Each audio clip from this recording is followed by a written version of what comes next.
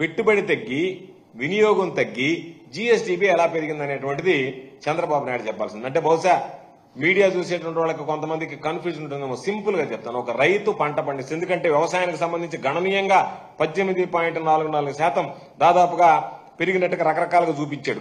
రైతులకు సంబంధించినటువంటి ఒక్క దాంట్లోనే చాలా గణనీయంగా పెరిగింది అని చెప్పి ఆయన దాంట్లో చూపించడం జరిగింది. రేటు దానికి సంబంధించి రైతులకు సంబంధించి వ్యవసాయంలో పెరిగింది అని చెప్పి ఈరోజు ఆయన చెప్పినటువంటి దాంట్లో ప్రధానంగా చెప్పడం జరిగింది. 15.86% వృద్ధి అయింది అని చెప్పాడు వ్యవసాయానికి సంబంధించి. ఒక రైతు పంట పండించినప్పుడు ఆ పంటలో వచ్చినటువంటి ఆదాయాన్ని ఏదన్నా పెట్టుబడికైనా ఉపయోగించాలి, తప్పితే వినియోగానికైనా ఖర్చు పెట్టాలి. ఇటు వినియోగం తగ్గిపోయి పెట్టుబడి తగ్గిపోతే దాని ఉద్దేశం ఏంటంటే ఆదాయం రాలేదని అర్థం.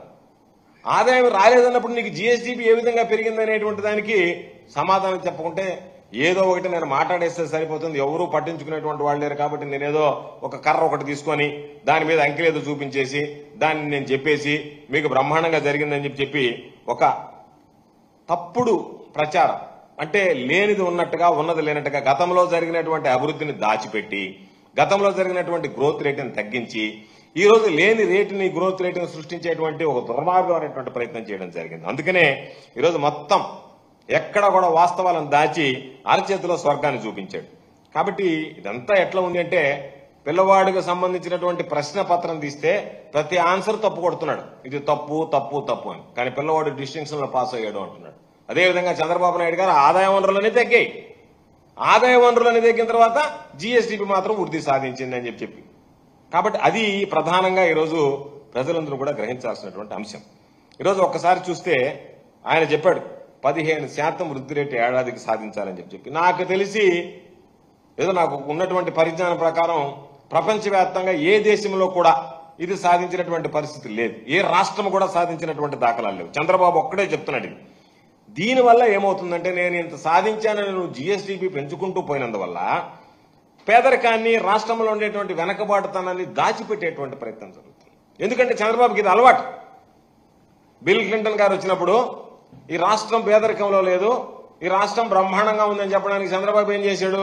బిచ్చగాళ్ళందరినీ తీసుకెళ్లి తరలించి ఒక ప్రదేశంలో కూర్చోబెట్టాడు. అంటే ఎవడో బిచ్చవాడు లేడు నా రాష్ట్రంలో, కాబట్టి నా రాష్ట్రం సుభిక్షంగా ఉందని చెప్పేటువంటి ప్రయత్నం. అంటే ఎదుటివాడికి వాస్తవాలను దాచిపెట్టి వక్రీకరించి చెప్పడం అనేటువంటిది చంద్రబాబు నాయుడికి ఎప్పుడూ ఉన్నటువంటి ఆనవాయితీ, అలవాటు. దాని ప్రకారం ఈరోజు ఈ పేదరికాన్ని, రాష్ట్రంలో ఉండేటువంటి వెనుకబడతనాన్ని, నువ్వు ఇచ్చేటువంటి గణాంకాలు, నువ్వు చెప్పేటువంటి అభూత కల్పన ద్వారా ప్రజలకు మరింత అన్యాయం జరిగేటువంటి విషయం ఉందనేటువంటిది గుర్తించాల్సినటువంటి పరిస్థితి ఇక్కడ. అందుకనే ఈరోజు చంద్రబాబు నాయుడు చెప్పాడు, వైఎస్ఆర్ కాంగ్రెస్ పార్టీ ప్రభుత్వంలో అత్యంత నష్టం వాటిల్లిందని చెప్పి ఒక అడ్డగోలు అనేటువంటి ఒక ప్రకటన చేయడం జరిగింది చంద్రబాబు నాయుడు గారు. దానికి సంబంధించి చూస్తే ఒకసారి ఒక స్లైడ్ వేసి చూపిస్తాం, మీకే చూపిస్తాం.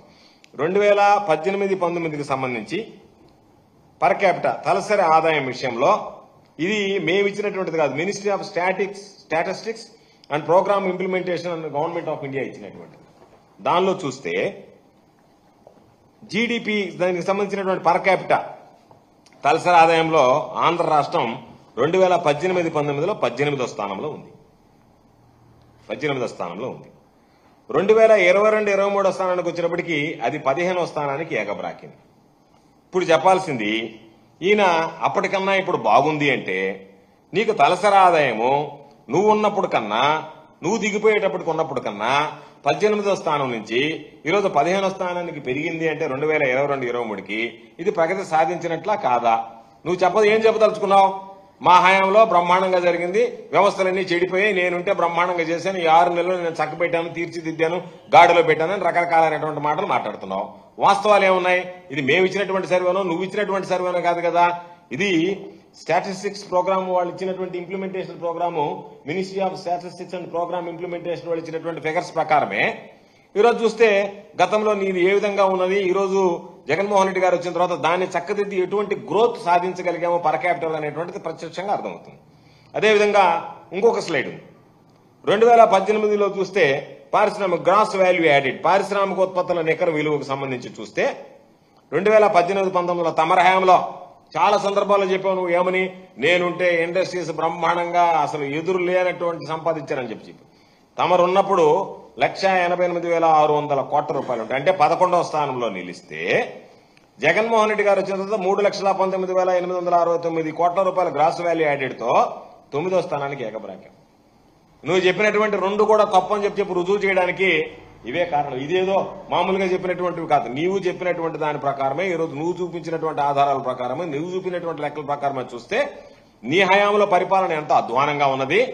జగన్మోహన్ రెడ్డి గారు వచ్చిన తర్వాత వాటిని ఏ విధంగా గాడిన పెట్టాడు అనేటువంటి దానికి ఇటు పారిశ్రామిక గ్రాస్ వాల్యూ యాడెడ్ లో గానీ అదేవిధంగా పర్ క్యాపిటాకి సంబంధించి కానీ జగన్మోహన్ రెడ్డి గారి స్థానంలో నువ్వు ఉన్నటువంటి దానికన్నా కోవిడ్ ఇబ్బందికరమైనటువంటి పరిస్థితుల్లో కూడా ఆదాయ వనరులను పెంచి రాష్ట్రానికి సంబంధించినటువంటి జిఎస్డిపి మనం సాధించగలిగాం వృద్ధి రేటు అనేది చెప్పడానికి ఇవి 2 కీలకమైనటువంటి అంశాలు.